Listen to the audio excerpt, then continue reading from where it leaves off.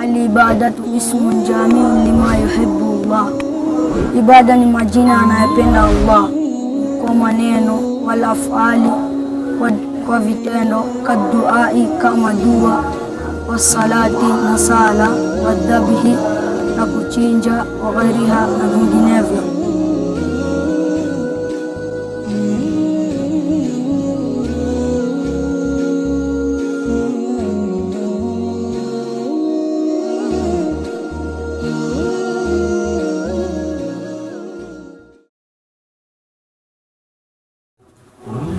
Alhamdulillahi rabbil alamin, wassalatu wassalamu ala rasulillahi sallallahu alaihi wasallam. Assalamu alaikum warahmatullahi wabarakatuh.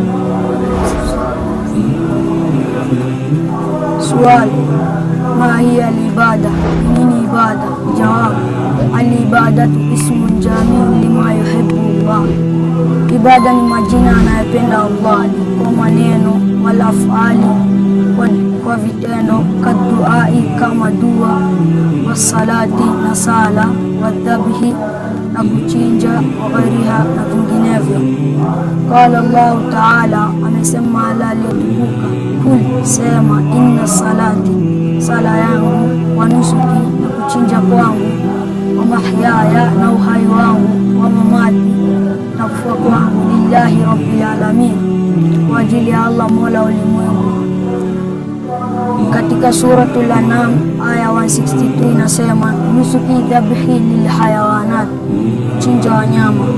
Waqala sallallahu alayhi wasallam, amesema Mtume, rehma na amani ziwe juu yake, wama takarraba ilayya abdi bi shay'in ahabba ilayya, mja wangu na karibu wa kwangu pamoja na kitu nilichofanya kwa wajibu.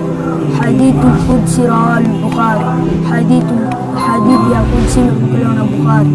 Katika hadithi ya leo yetu inatueleza aina ya ibada. Kuna aina mingi ya ibada kama kuchinja wanyama, kutoa dua na kusali. Wassalamu alaikum warahmatullahi wabarakatuh.